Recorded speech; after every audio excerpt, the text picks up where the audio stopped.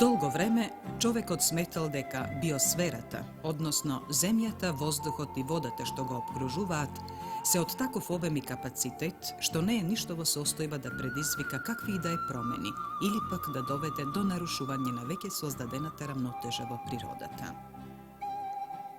Меѓутоа, со модернизирањето на животот, со порастот на потрошувачката, развитокот на индустријата, огромните количества на отпадни материи од канализациите, фабриките и другите извори, потоа големиот број моторни возила, исто така и демографската концентрација, заедно со огромниот пробив на техниката во сите видови на општествените структури и слично, до голема мера ја изменија физичката околина на човекот.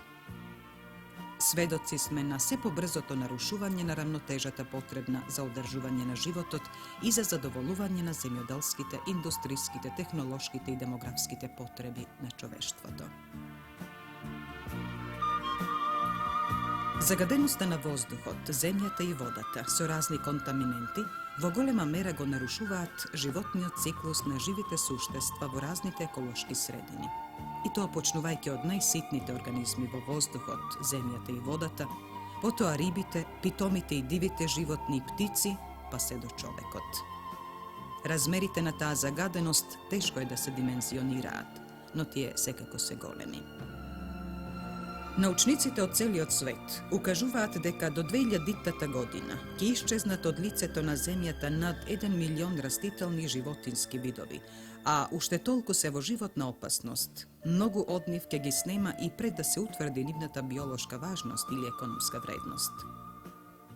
Се полоши и потешки стануваат условите за живот и на човечкиот род, пред се на загрозената земја. Поради масовната сеча на шумите, ерозијата, пожарите, прекумерната употреба на хемикалиите. Пустините незадржливо се шират во светот, притоа вршејќи големо влијание врз климата на земјата.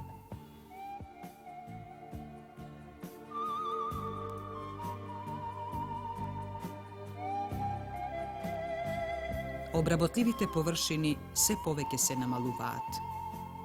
Во однос на 1939 година, со урбаниот развој во Југославија, за секогаш се изгубени 639.000 хектари плодни ораници и градини. Според податоците на доктор Хуснија Ресуловиќ од Сараево, изнесени годинава на Конгресот за зачувување на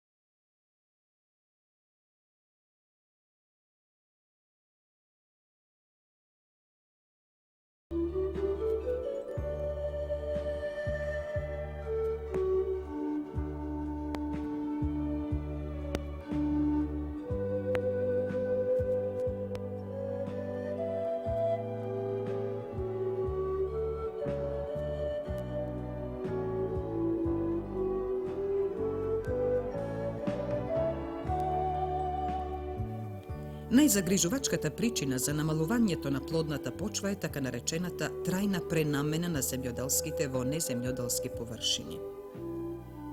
Во последниве 4 години се загубени 14.500 хектари или по 3.500 хектари годишно.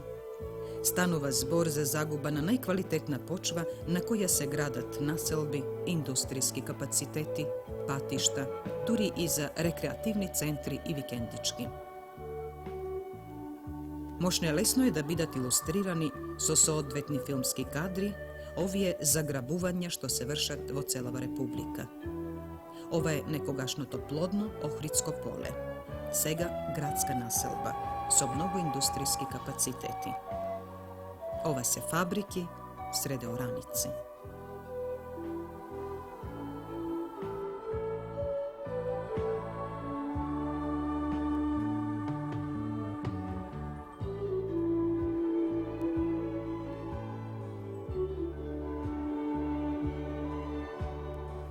Овде, сред Скопје, на површина од 50 хектари беше формирано опитно стопанство на Институтот за овоштарство. Постоеше и успешно работеше ова научна институција на ова поле 20 години, чии резултати дадоа голем придонес за развитокот на овоштарската гранка во републикава. Нејзиното стопанство, опитните овошни насади покрај другото представуваа и зелена граница и извонредна заштита на градот Скопје од загадувањата што ги врши цементарницата и хемиската индустрија. Систематски уверливо и безмилосно со урбанистичкото решение на овој дел на градот беше одземена плодната почва, уништени опитните овошни насади.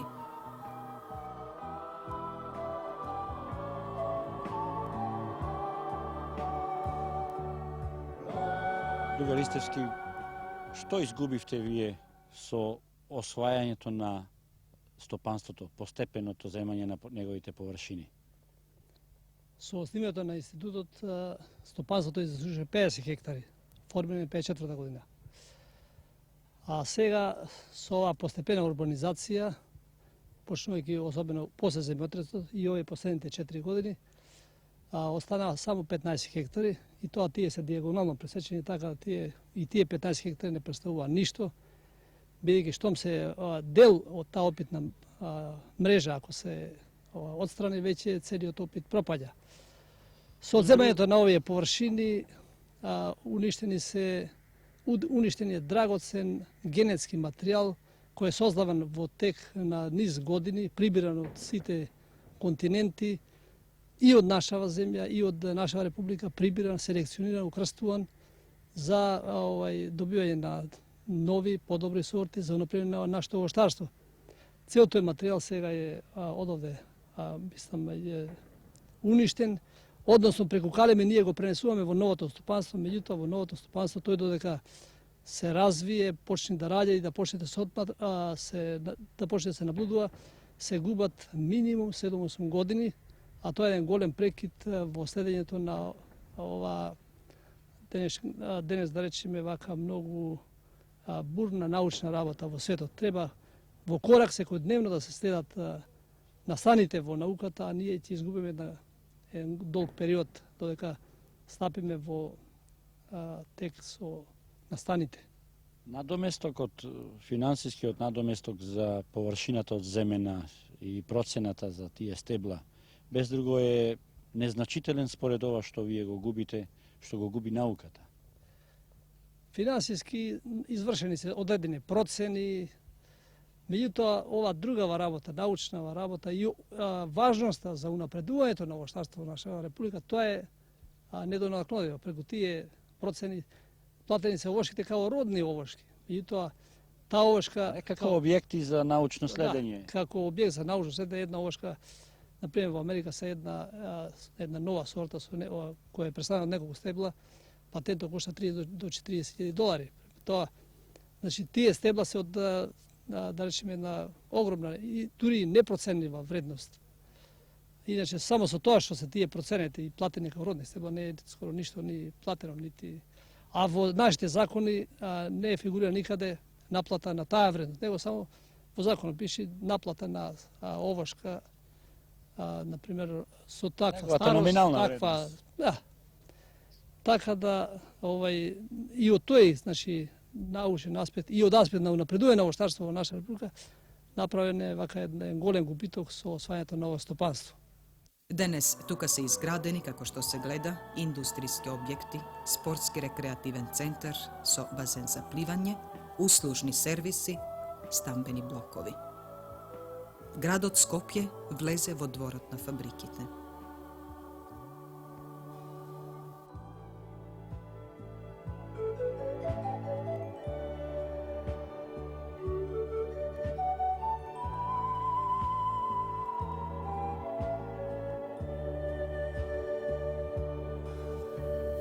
Според проценките на долгорочната програма за економска стабилизација, опаѓањето на земјоделското производство, односно намалувањето на земјоделската површина е последица на дефектите во земјишната политика.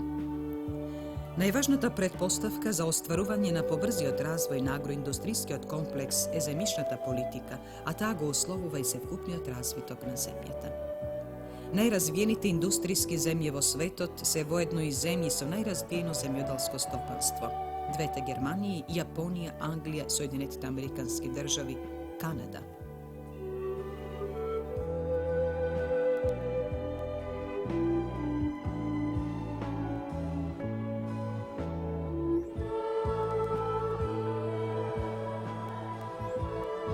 Проблемите сврзани со производство на доволно количини на храна за потребите на исхраната на населението, како во светот, така и каде нас, се во прилична мера изострени во последно време и барат секако соодветни решења, дури и ургентни решења.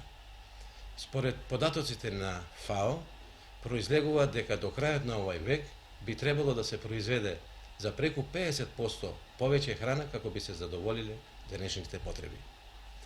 Исто така и мерките на долгорочната програма за економска стабилизација во нашата земја, на прашањето на обезбедување на земјоделско и сточарско производство му обрнува можне сериозно внимание, бидејќи од обезбедувањето на доволно количини на храна се оценува дека целите на економската стабилизација во нашата земја ќе бидат остварени далеку побрзо и на далеку полесен начин.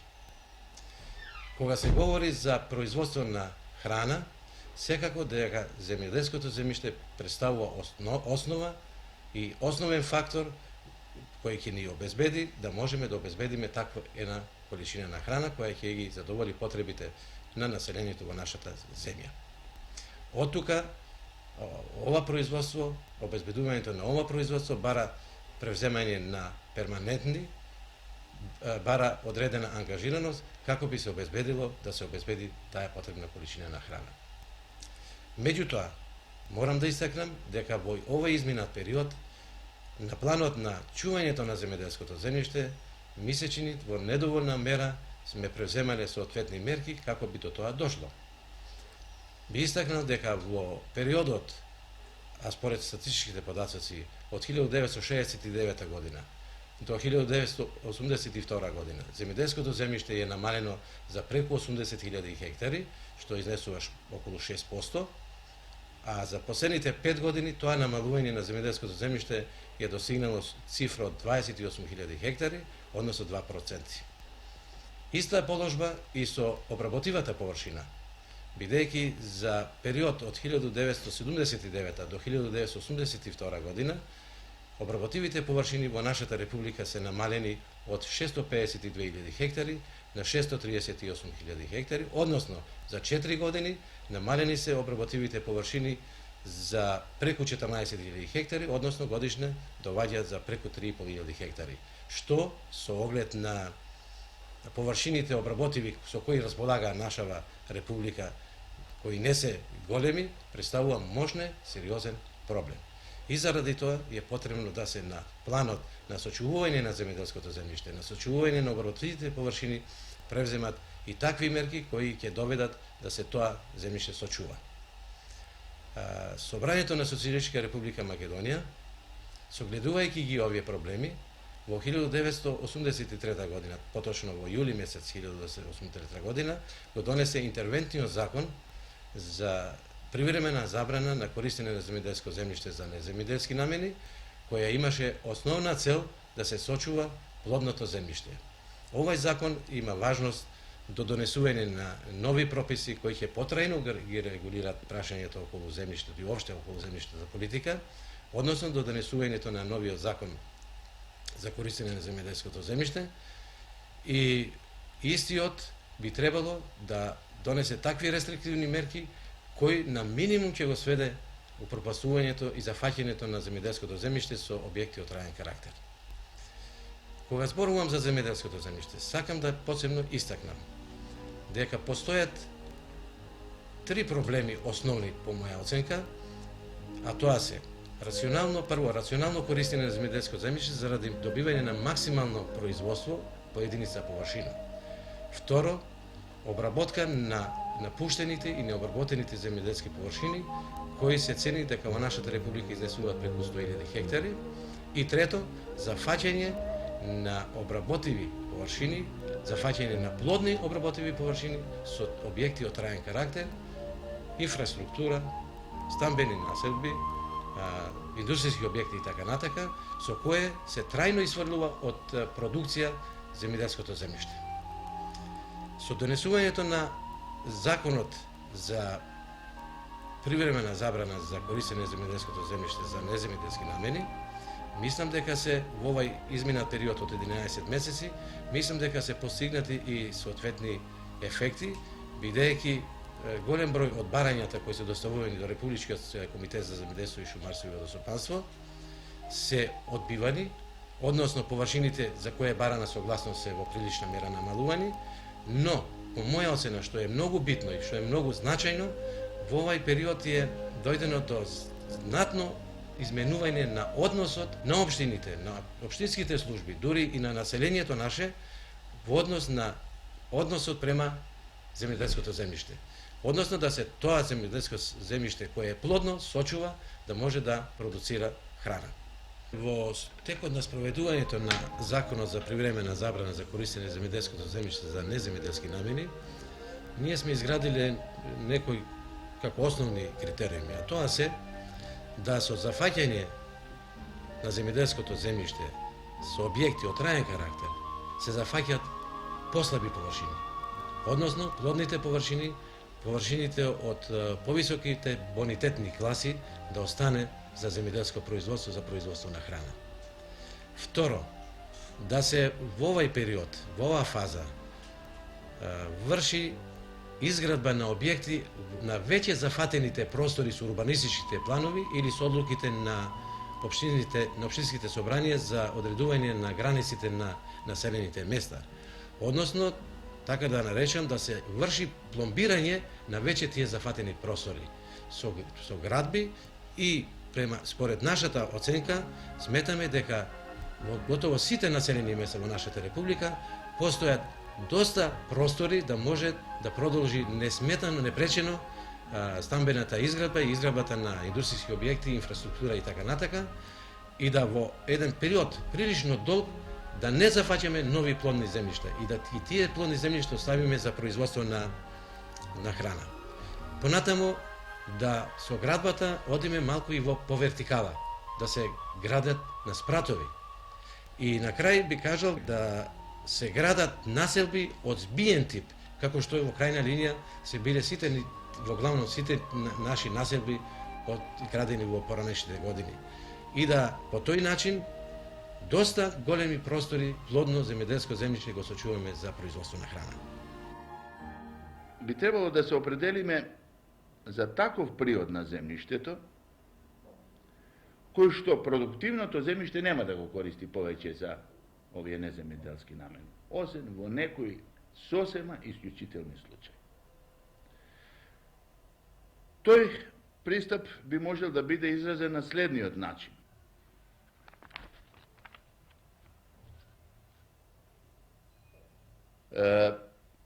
На тамошната изградба, на населбите и на сите овие други просторни системи bi trebalo da se odviva po pat na taka narečena reurbanizacija.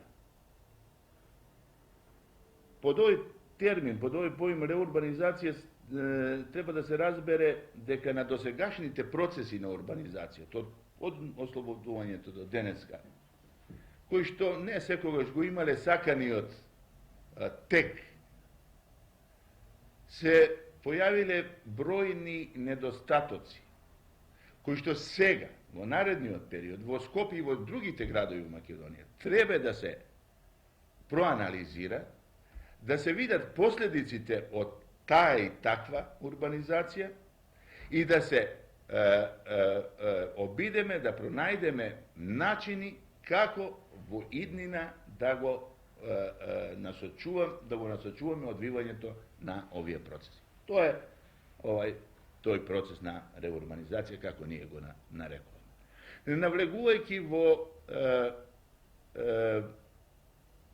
menuvanje na odnosite vo drugite urbani funkciji, da kažeme vo stopanstvu to ili nekoj drugi, ja bi se zadržao samo na ova stambena ta funkcija, odnosno koristenje na prostorot, na zemljodelsko to zemljište, za ova funkcija, za stambena ta funkcija.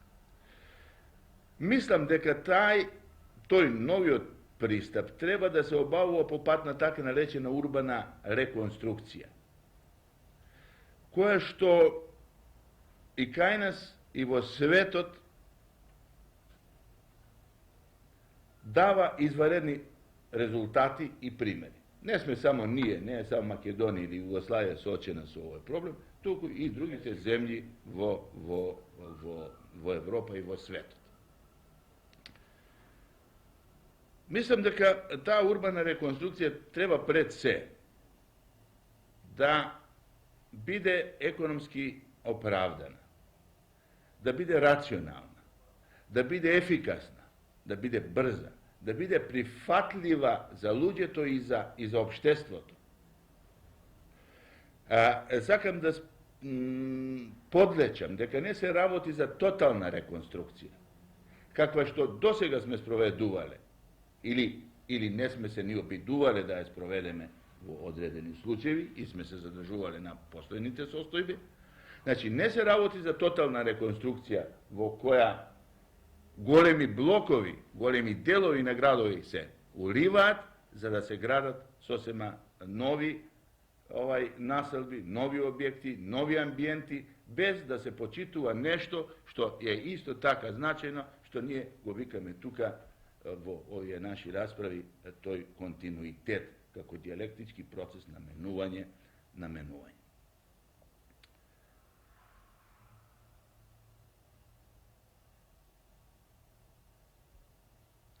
Ovakva rekonstrukcija, urbana rekonstrukcija, za kakve što se zalagam i zboruvam, pretpostavува deka arhitektite, urbanistite, treba da navlezat vo sekoja parcela, da vlezat vo sekoja kuća, da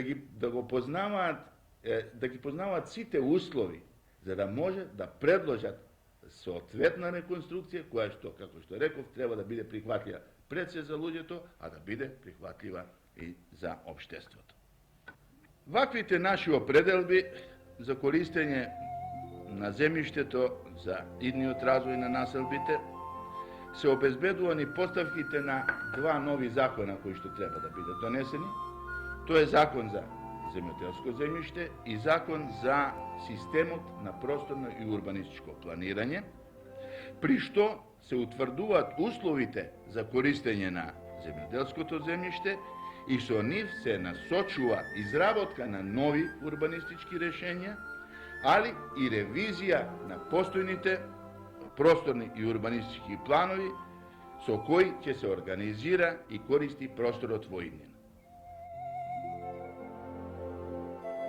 Ovi moji razmišljuvanja, ovaj period što go gradime ovde kao komitetot,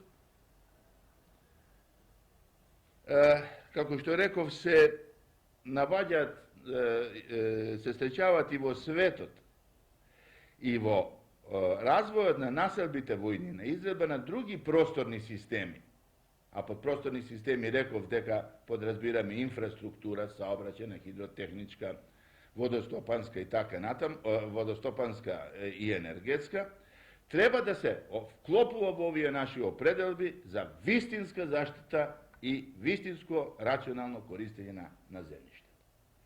Второ што сакам да укажам, тоа е дека овој комитет, уште во миналата година, изработи еден материјал, кој што го достави до сите наши општини, кој што го нарекуваме насоки за реконструкција на населените места, во кој што се наведени можностите како таа реконструкција во духот на ова што зборував треба и може да се спроведува и која тоа беше лани и која според согледувањата што веќе ги имаме дава одредени резултати.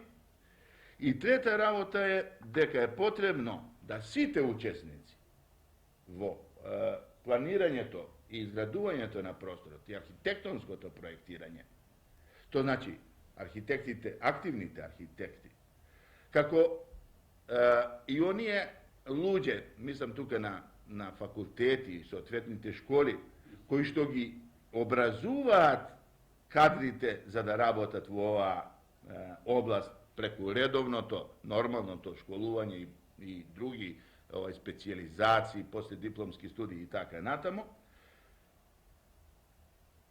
вклучувајќи ги тука и сите фактори во општината, треба да го сватат ова како еден нов период, нова задача, нови напори, морам да кажам, кои што јас сум лично убеден може да дадат големи резултати, а може да се спомене и може да е тоа и битно, овој начин на работа може и да вработи голем број на архитекти и слични струки.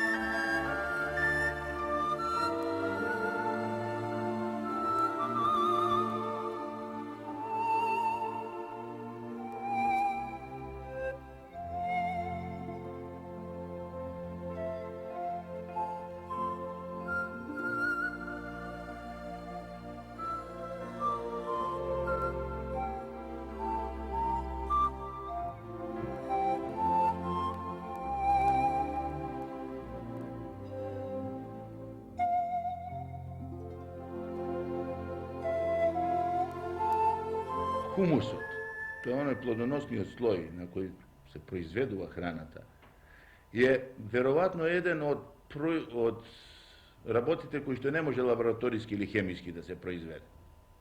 Тоа е битно.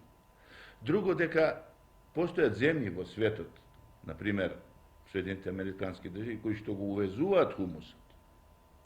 И трето, дека покрај производство на храна од земјоделското земјиште, од пченката, например, можат да се произведуваат над 5000 индустријски и други производи. Покрај тоа што служи за изхрана, се произведуваат и над 5000 индустријски производи, што е многу важно. Од овој аспект се посматра и ова наша проблематика.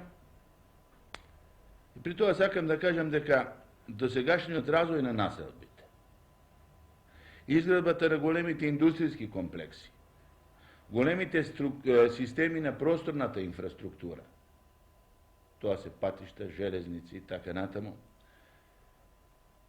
и досега и во иднина ќе бидат големи корисници на просторот воопшто. За илустрација сакам да спомнам само дека, според податоци кои не се така нови, дека околу 60.000 земјоделско продуктивно земјиште се користи за неземјоделски намени. Во еден подолг период, значи дека ќе изгубиме доста голем фонд од продуктивно земјоделско земјиште.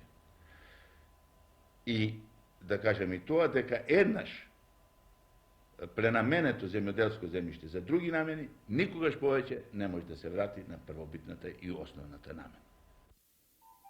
Дејноста на човекот врз почвата е разновидна. Сече шума за нови земјоделски површини, обработува, ора, копа за разни објекти, отвара пасишта.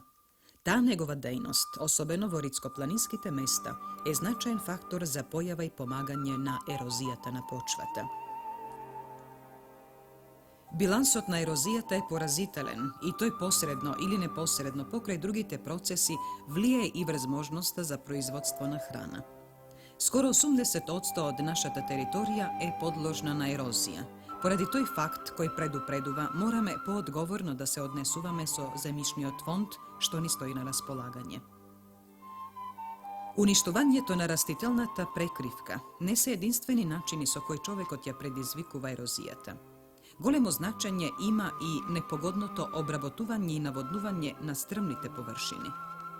Штетите од ерозија на стопанството на една земја може да бидат огромни и немерливи, зависно од степенот на активноста на ерозивните процеси на подрачјето. Се оценува дека од обработливите рицкопланински површини, пасишните површини, голините од територијата на Социјалистичка република Македонија, ерозијата одзема секоја година по 70 кубни метри почва од секој хектар, или вкупно 84 милиони кубни метри плодна почва, или од неа годишно се губат 2 милиони и 700 илјади тони хумус и 160 илјади тони азот, што се драгоцена храна за растенијата.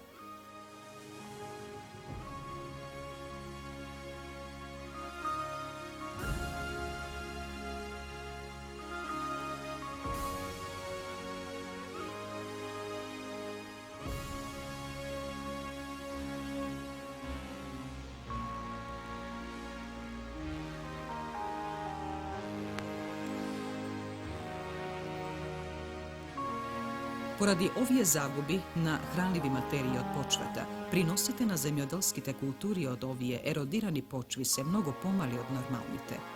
Покрај овие штети со наносите од овие порои, секоја година земјоделството во рамничарските реони не може да користи околу 12.000 хектари, што се засипуваат со чакал и песок, од што за подолго време се неплодни.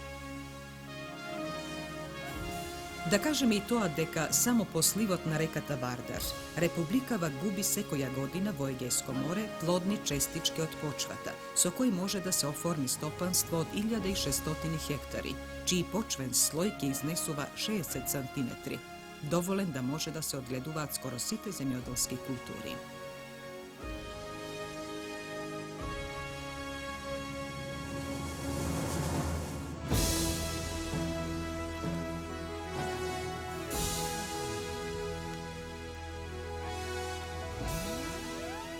Скоро сите земји во светот, ерозијата на почвата ја сметаат како непријател број 1.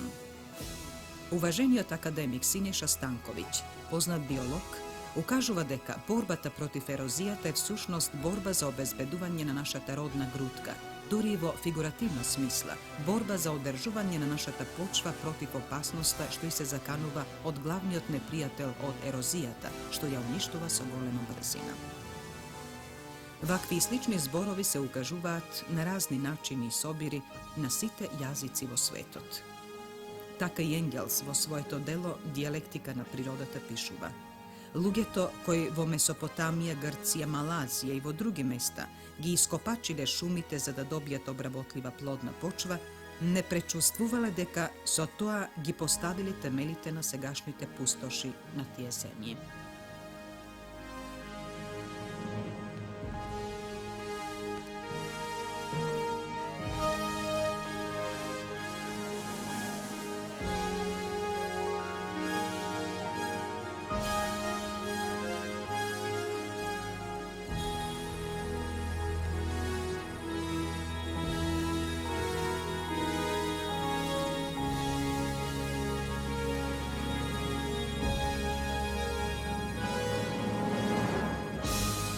Нерационалното искористување на природните богатства на почвата и вегетацијата создаваат немерливо големи загуби во сите земји во светот, а со таквото дејствување човекот создава пустош.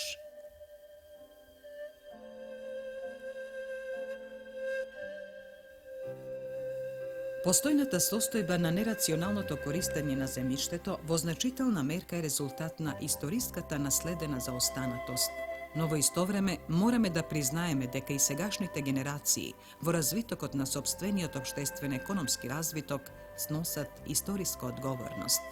Дел пред сопствениот развој, а уште повеќе кон нивните генерации во развитокот на нивните производни сили и продукционите односи.